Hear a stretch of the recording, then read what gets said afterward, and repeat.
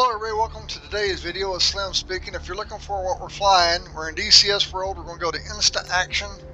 We're going to go to our UH-1 Huey, and we're going to do an oil rig landing today, so stay tuned. As you can see, we got the Huey fired up already. It's about 7 o'clock in the morning. We got about a half a mile to 1 mile visibility here. We're going to be flying out to 2 different oil platforms today, so as we get airborne here and climbing out, I'd like to go ahead and thank each and every one of you for spending your valuable YouTube viewing time with me today.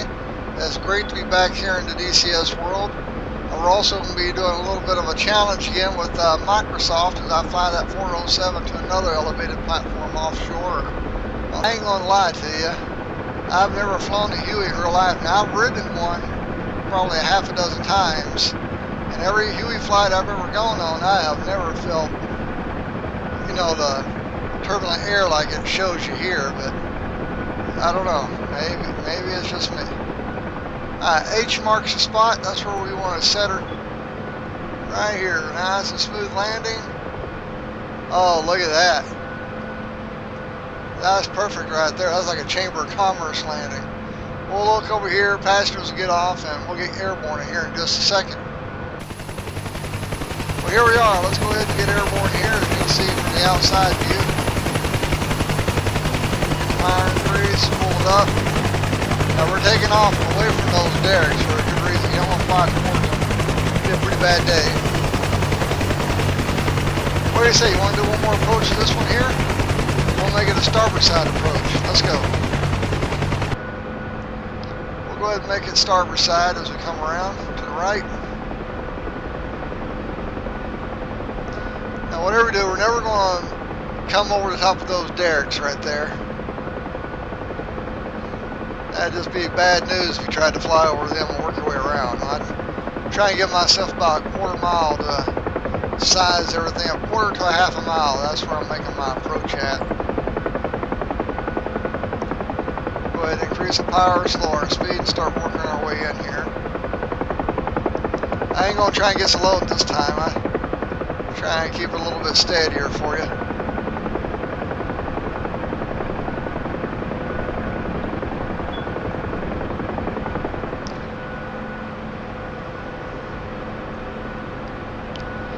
Alright, we're going to come in here, maybe my right hand approach. Go ahead and wool it up, get her down there. Now this is an old style design here. If you're looking at it, the platforms, modern platforms, you know, pretty much early 2000 onwards, the helipads were offset from the platform. This is the old school here from the 80s or 70s. See how they got the platform right on top of your crew lounge right there. Right there you got your office, your crew lounge. Below there you probably have your berthing. Below that you're going to have your mess deck and some engineering spaces probably. But you wouldn't want to land on top of, nowadays you try not land on these type of platforms. You'll see they're offset. It is for safety. Plus if you're working midnight shift and you got a big old helicopter coming in making some thumping noise, you don't want to get woken up here. Let's see, H marks the spot, right? We'll go ahead and go down here. Like I said, the Huey's a pretty good machine if you're looking at it. I don't mind flying it. Like I said, I never got a chance to fly one in real life, but it feels heavy on the controls to me, which that's what you expect. When I think of flying a Huey versus a modern helicopter, I'm just speculating. Flying the Huey is like driving a 1968 Ford pickup truck with a stick shift. Hey, let's look at this water real quick. I want to show you something. Don't y'all like that? DCS has nailed, I'm absolutely talking, a 10. If it was the Olympics, they'd get the score of 10 on their water right here. This looks so real, I expect to see a dolphin or a shark fin coming out of the water just any minute.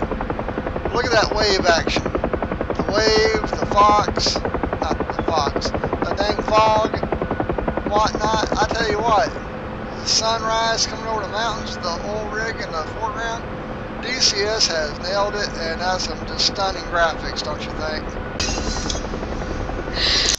Now as you approach your second platform here, it does have a little bit of a different design than our first one. Only has one derrick coming up. It also has that service crane, so we will not overfly any of those. Whenever possible, you'll see crew boats. This right here looks like a little offshore freighter, like they're probably offloading LP or something. But normally I try not directly overfly crew boats unless I just absolutely have to. It's a courteous thing. As we make our approach here, let's see how we do. Start increasing my power a little bit.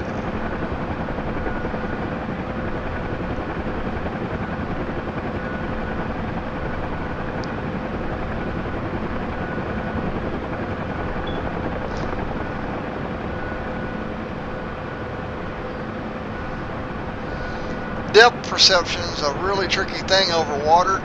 People will tell you all the time when you're flying over water, that's some of the hardest flying you do, and that's where 90% of my time has been flying over water, probably. I'll say 80. Woo, look at that, smooth as a baby butt flying right there, fellas. Once again, we'll go ahead and take off.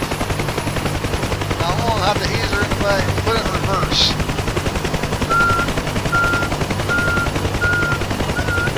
That's good enough. Go ahead and get out of here. Like I said, I'm not going to overfly that tanker, and I'm definitely not going to take off near that rig, or that derrick. Let's go ahead and make one more approach. We'll go ahead and do a port side. Bring it on in port side. Now what I was saying is, depth perception flying over water can be tricky. So now you got the depth perception of the water, and then you got the perception of the elevated platform.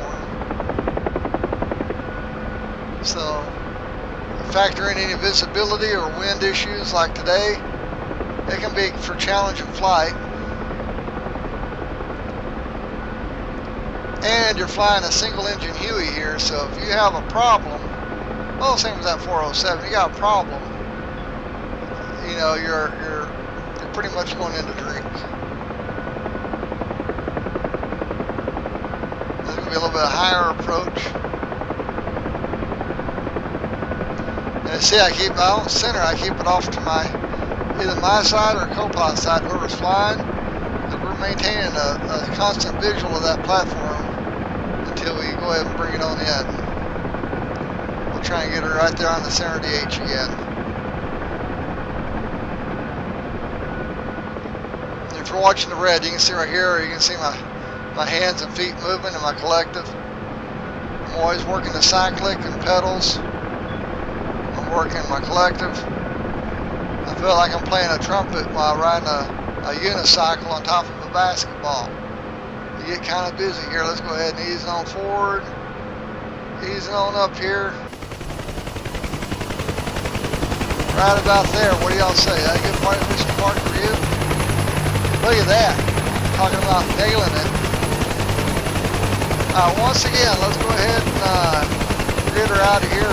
Remember, we're not going anywhere near that derrick, so let's go ahead and go forward, starboard, or reverse. Go ahead and bring it port side. There we go. Get her airborne and we're out of here once more.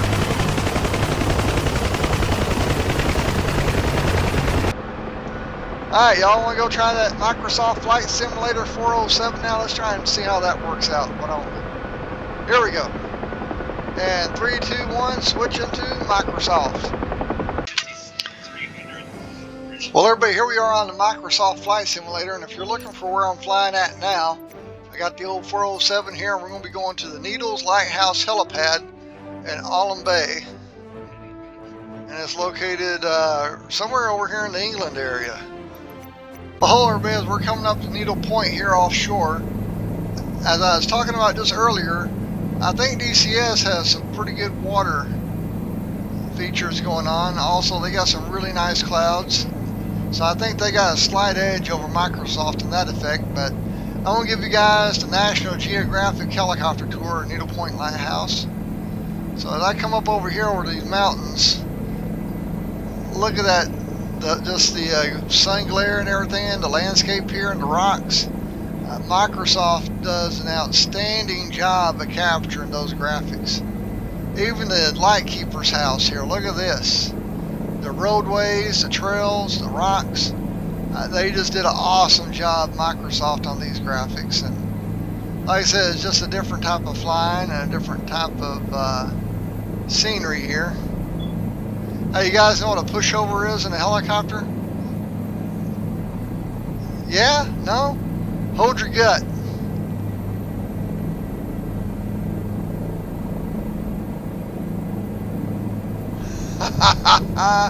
How does that make you feel? Did you lose your breakfast?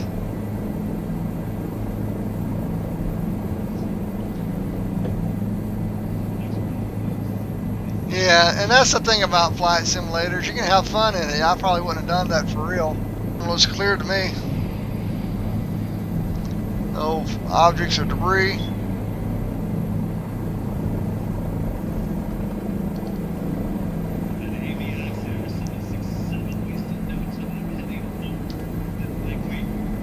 Let's get in here.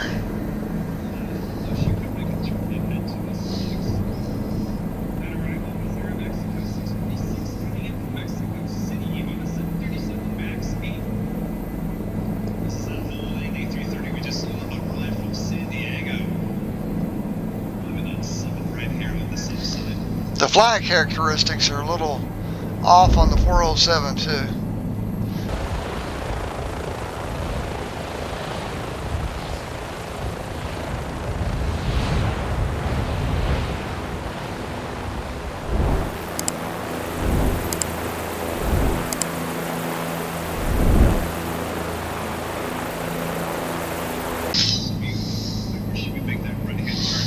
Well, as we get ready to make one more approach, takeoff and approach here on this platform, you guys may be saying, well, Slim, what gives you the authority or know-it-all on flying these Microsoft simulators?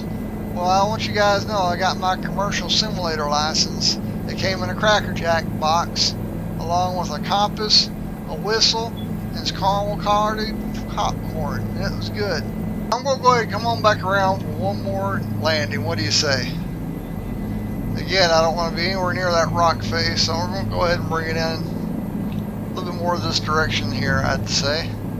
Again, I'm watching for any birds or big birds. Not the yellow one that you see on Sesame Street, but I'm looking for like a pelican or albatross or something like that. And you get enough seagulls at once, I mean, they'll do you some harm too. Pigeons. Yeah, pigeons are drawn to these lighthouses as well. You can see that's a pretty lighthouse. I mean, that's a good crystal there. So you can see I kind of work my way away from those rocks. Bring it in here. Let's see how smooth we can get this one. That way I can face my rocks. Whoa, see how that air gets a little funky for me. Feel that? That's like, you got a gridded platform, you shouldn't have those air effects, but maybe it's just me. Maybe I'm being dramatic. Well, everybody, I guess it pretty much wraps up this video for today. When it comes down to flying platforms between Microsoft Flight Simulator and DCS World, I guess DCS World won this round because overall I think just the graphics of the water and the overall construction of those platforms are pretty nice. Also, the flight characteristics of the Huey, although it did get a little squirrely on me and a little bouncy, I think it had some pretty good flying characteristics to where this 407 every now and again I just hit like an invisible wall and it's like the helicopter goes into a seizure or something. I don't know, the flight characteristics get a little Yankee on me. But anyway, thanks for flying with me today, and I hope to catch you on the next video, and enjoy your simulating. Have a good one. Bye-bye.